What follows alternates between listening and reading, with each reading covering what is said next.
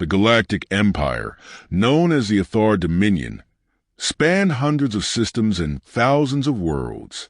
Its military might was unparalleled, its technology centuries ahead of any rival, and its arrogance boundless. Humanity, tucked away in a forgotten corner of the galaxy, had only recently begun reaching out to the stars. The Athar saw Earth as little more than a primitive backwater, a species of dirt farmers and scavengers barely worth their notice. They laughed at us. That is, until the Battle of Epsilon 43, the Empire's arrival. The Dominion's fleet arrived above Earth without warning. 100 glittering warships, each bristling with plasma lances and antimatter torpedoes. Their flagship, Emperor's Wrath, hung in orbit like a predator assessing its prey. The Athar transmission echoed across every communication channel. Humans of Earth, surrender your planet and resources or be annihilated. You are outclassed, outgunned, and outsmarted. Resistance is not bravery. It is extinction. The global media broadcasted their proclamation, and panic spread like wildfire. Humanity had prepared for the possibility of alien contact, but nothing on this scale. The nations of Earth convened in an emergency session, unified for perhaps the first time in history. Behind closed doors, however, Earth's Strategic Space Command, SSE, wasn't panicking. They were smiling.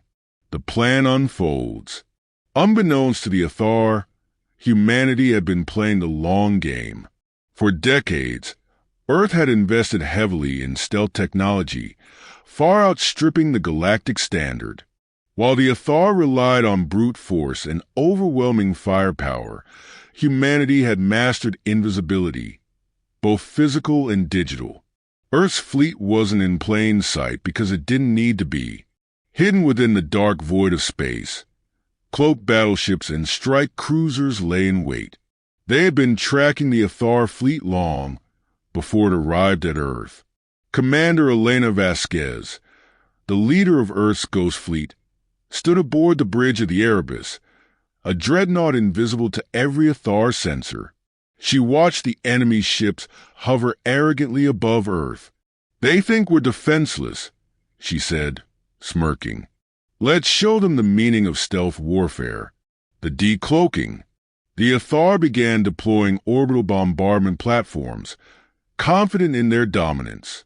Their laughter filled the Dominion's internal channels, mocking Earth's silence. "Do they even have spaceships?" one Athar commander sneered. Then, without warning, the Erebus decloaked.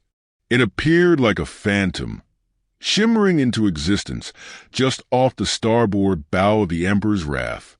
Before the Athar could react, the Erebus fired its mass driver cannon, a weapon powered by magnetically accelerated slugs that tore through the Emperor's Wrath's shields and hull like paper. More ships decloaked around the Athar fleet. Earth's Ghost Fleet was finally revealed. Stealth cruisers, corvettes, and dreadnoughts emerged from the shadows, each one perfectly positioned for maximum devastation. The Athar panicked.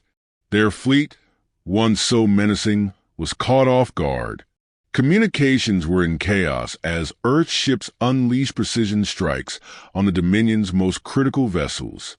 The battle turns. The Athar's size and firepower were meaningless against an enemy they couldn't detect. Earth ships cloaked and decloaked at will, striking with surgical precision before vanishing into the void. Every attempt by the Athar to retaliate was met with silence. No targets, no signatures, nothing. Commander Vasquez directed her fleet with ruthless efficiency. "Target their command ships. Cut the head off the snake," she ordered. One by one, Athar capital ships exploded in fiery bursts. The Emperor's Wrath attempted to retreat, but the Erebus pursued relentlessly. Vasquez herself gave the final order: fire the Thanatos missile.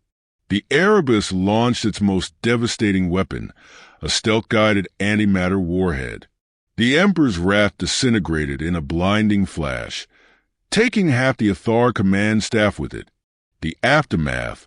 When the smoke cleared, the once mighty Athar fleet was reduced to smoldering wreckage. Survivors were rounded up and taken as prisoners of war. Earth broadcasted a single message across the galaxy. Humanity is not to be underestimated. The Athar Dominion, stunned by its defeat, withdrew from Earth's sector entirely. Their arrogance had cost them dearly. Whispers of Earth's ghost fleet spread through the galaxy, and suddenly, the backwater species became a force to be reckoned with.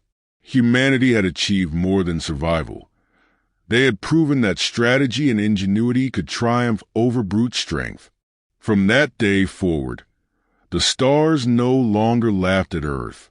Instead, they watched in silence with a newfound respect and fear.